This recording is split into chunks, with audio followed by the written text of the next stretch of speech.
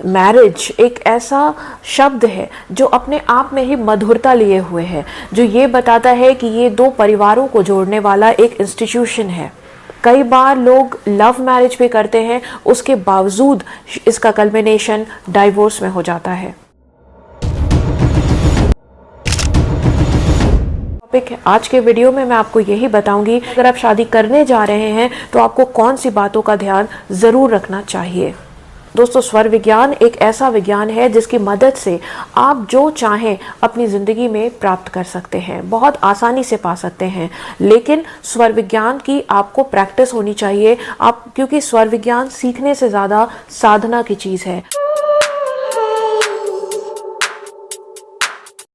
अगर आप daily morning में उठकर नाड़ी शोधन प्राणायाम करते हैं, अगर आप रात में अपना पिंगला नाड़ी एक्टिव रखते हैं और दिन में आप अपना चंद्र स्वर एक्टिव रखते हैं, आपका जो स्वर है वो एक निश्चित रूप से चलेगा और सिस्टमेटिक तरीके से चलेगा। जब आपका स्वर सही चलेगा तो आपके रिजल्ट्स भी अच्छे आएंगे।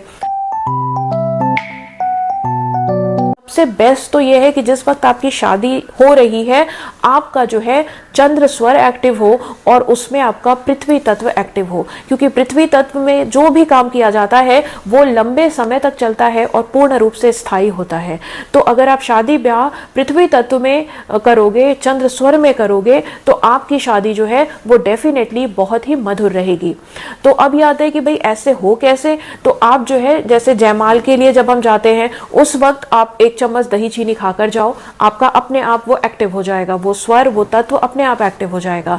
और इसी तरह जो जयमाल के बाद जब आपका फेरे होते हैं उस वक्त भी जब भी लड़का या लड़की जा रहे हैं तो एक्चुअली लड़के और लड़की दोनों को दही चीनी जरूर खाना चाहिए 2 बार, एक वक्त जयमाल से पहले और दूसरा आपका जिस वक्त फेरे होते हैं उस वक्त। अगर ये दोनों और स्पेशली फेरे के समय में जब कन्यादान होता है, जब सिंदूर दान होता है, उस वक्त आपको जरूर ही चंद्र स्वर और पृथ्वी तत्व को एक्टिव रखना चाहिए।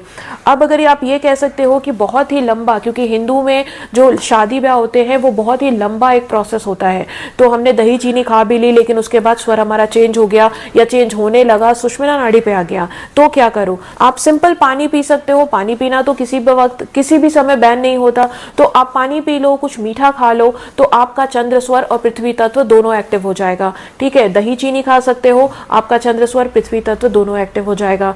तो यानी जिस वक्त आप कन्यादान हो रहा है, जिस वक्त सिंदूर दान हो रहा है, जिस वक्त जयमाल हो रहा है, आपको ये कंफर्मेशन लेनी चाहिए कि आपका चंद्र स्वर एक्टिव हो, आपका उसमें पृथ्वी तत्व एक्टिव हो। तो ये सारी चीजें अगर आप करके आप शादी के लिए बैठते हो तो आपकी शादी 7 जन्मों तक चलेगी।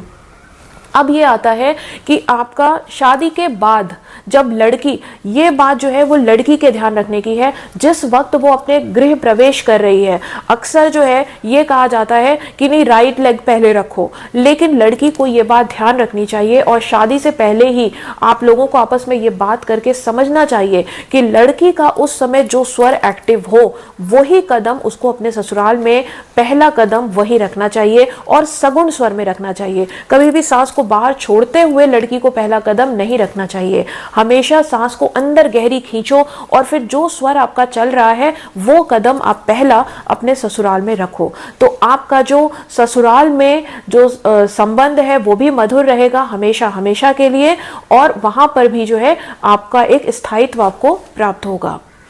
और उसके बाद आपको अपनी पूरी जिंदगी के लिए, देखो पूरी जिंदगी के लिए एक चीज हमेशा ध्यान रखो कि आप जब भी कोई भी काम शुरू कर रहे हो आपको हमेशा सगुण स्वर में ही करना है। गहरी सांस अंदर खींचो और तब करो। मान लो कि आप उस समय ये नहीं समझ पा रहे हो कि आपका कौन सा स्वर चल रहा है, आपको नहीं अंदाजा लग रहा है, तो एटलीस्ट एक चीज ध्यान रखो कि आपका जो है वो सुषुम्ना नाड़ी एक्टिव ना हो। अगर सुषुम्ना नाड़ी एक्टिव है तो आप 2 मिनट के लिए वेट कर लो, क्योंकि सुषुम्ना नाड़ी केवल 2 मिनट के लिए ही मैक्सिमम एक्टिव होती है, तो आप 2 मिनट के लिए वेट कर लो, क्योंकि उस समय किया गया कोई भी काम सफल नहीं हो सकता। वो एक ऐसा वक्त है जब आपको कोई भी मांगलिक कार्य नहीं करना चाहिए।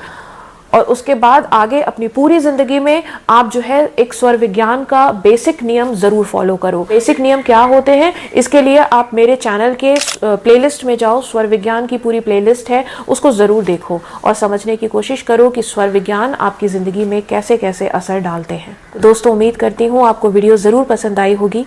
आज के लिए बस इतना ही। जय श्री राम।